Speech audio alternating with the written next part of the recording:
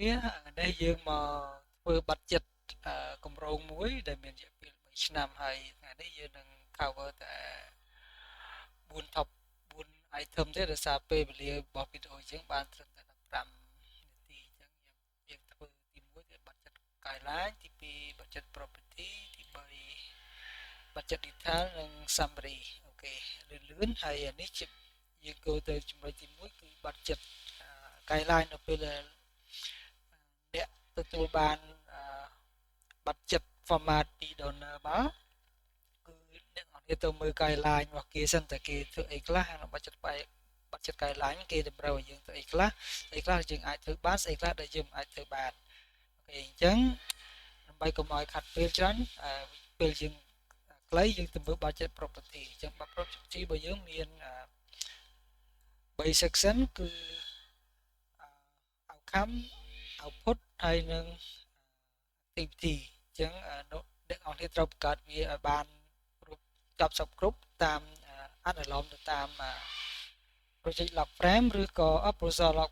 តាម log frame ឬក៏តាម PDM អូខេតាម PDM អញ្ចឹងនៅពេលនេះបង្កើតនេះបានហើយអ្នកមកទៅធ្វើអានេះដើម្បីធ្វើអានេះយើងត្រូវធ្វើ data validation ទៅធ្វើ drop down list អញ្ចឹងយើង select វាអស់អញ្ចឹងមកដល់ row ចុងក្រោយហើយយើងចូលទៅ data យក data validation យក data validation ហើយកន្លែងនេះយើងមានស្រាប់អញ្ចឹង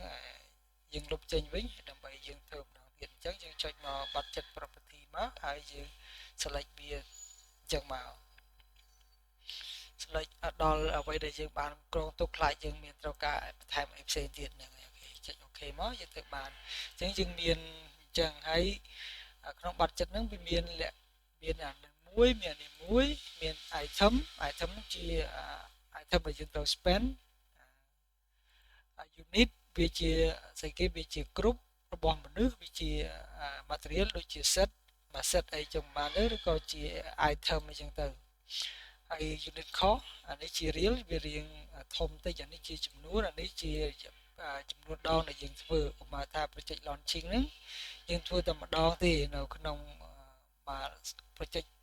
មួយ project នេះយើងធ្វើតែម្ដងទេគឺអស់ប៉ុណ្ណឹងអូខេអស់ប៉ុណ្ណឹងអស់49លានអូខេយើងមើល select ទៅយើងឃើញថា49លាន40ម៉ឺនអូខេយើងធ្វើបាត់ចិត្តនឹងអស់មកអានេះខ្ញុំធ្វើឲ្យយើងធ្វើអស់មកហើយកន្លែងនេះអ្នកត្រូវប្រុងប្រយ័ត្ននៅកន្លែង validate នេះមានន័យថាបើសិនជាកន្លែងនេះយើង set 12លានហើយកន្លែងនេះយើងដាក់បានតែ11លានឬក៏ដាក់លើសអញ្ចឹងកន្លែងនេះវានឹងបង្ហាញតួលេខឧបមាបើសិនជាកន្លែងអ្នកដាក់12លាន5សែនច្រឡំដៃអញ្ចឹងប្រាប់ថាលើស5សែនអញ្ចឹងយើងកែវាចេញវិញអូខេហើយបើសិនជាកន្លែងនេះធ្វើ3ឆ្នាំអញ្ចឹងបើ3ឆ្នាំទៅកន្លែងនេះឆ្នាំទី1ឆ្នាំទី2ឆ្នាំទី3អូខេអ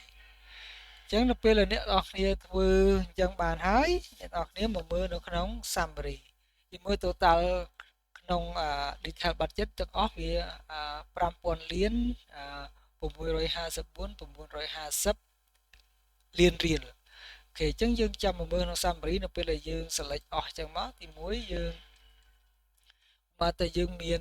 ខ្ញុំឧទាហរណ៍កន្លែងនេះឲ្យមើលមួយយើងបើខ្ញុំ delete អញ្ចឹងអានេះទៅវិញអស់ហើយអញ្ចឹងនៅពេលនេះយើង undo វាមកវិញមកអញ្ចឹងនៅពេលដែលយើង select នៅអ្វីដែលយើងបានផ្លែនៅក្នុង budget detail budget detail នេះយើង select មកក្នុង summary នឹងមកនៅពេល select មក summary មកវានឹងធ្វើគណនាយើងតាមឆ្នាំមួយឧបមាថានេះយើងធ្វើតែឆ្នាំទី1ទេអញ្ចឹងឆ្នាំទី2អត់មានទេឆ្នាំទី3ក៏អត់មានដែរអញ្ចឹងដូចជា activity 1 1 2អញ្ចឹងយើងធ្វើ3ឆ្នាំទី1ប៉ុណ្ណឹងឆ្នាំទី2ប៉ុណ្ណឹងឆ្នាំទី3ប៉ុណ្ណឹងអូខេអញ្ចឹងបើយើងមានសិទ្ធិនៅក្នុងឆ្នាំវានឹងគណនាឲ្យយើងអូខេអញ្ចឹងរូបមន្តដែលគេមកប្រើកន្លែងនេះគឺយើងមើលគេប្រើរូបមន្តបូកធម្មតាទេអានេះហើយអានេះចែកនឹងអានេះ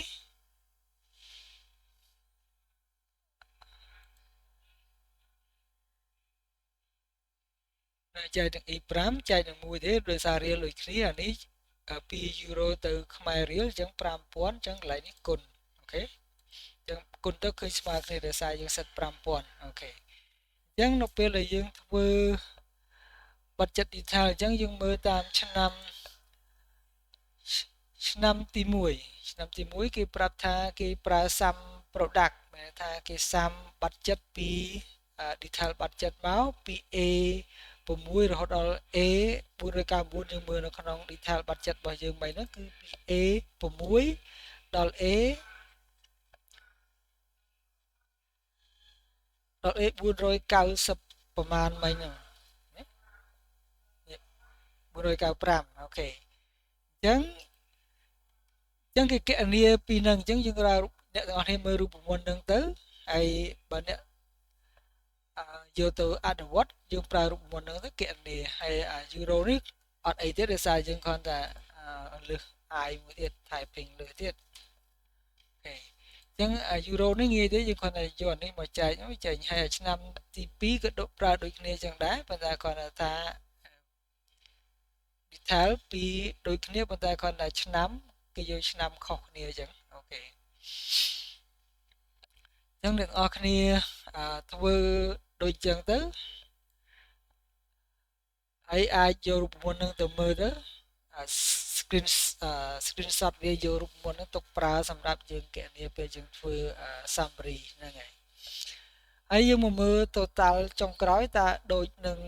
summary ដែលយើងបានធ្វើអត់អញ្ចឹងបើយើងមើលបើអ្នកនរគ្នាដាក់កន្លែងនេះស្មើ exact មកវាយរូបមន្ត exact មួយមកកន្លែងនេះហើយនឹងកន្លែង detail នេះយើងត្រឡប់ទៅលើវិញហើយ enter មកវាប្រាប់យើងថា true មានថាត្រូវអញ្ចឹងអ្នកទាំងអស់គ្នាអាច check អញ្ចឹងបានអូខេដើម្បីកុំឲ្យវីដេអូយើងវែងពេកប៉ុណ្ណឹងហើយនៅសល់ប្រហែលចុងក្រោយយើងនឹងធ្វើនៅវគ្គបន្តទៀតសូមអរគុណសូមជម្រាបលាបើអ្នកចាប់អារម្មណ៍អាចជួយ subscribe នៅក្នុង YouTube ហើយបើចង់បាន file តាក់ទងតាមអាសយដ្ឋានដែលបានចែករំលែកនៅក្នុងវីដេអូនេះស្រាប់សូមអរគុណសូមជម្រាបលាបាយបាយ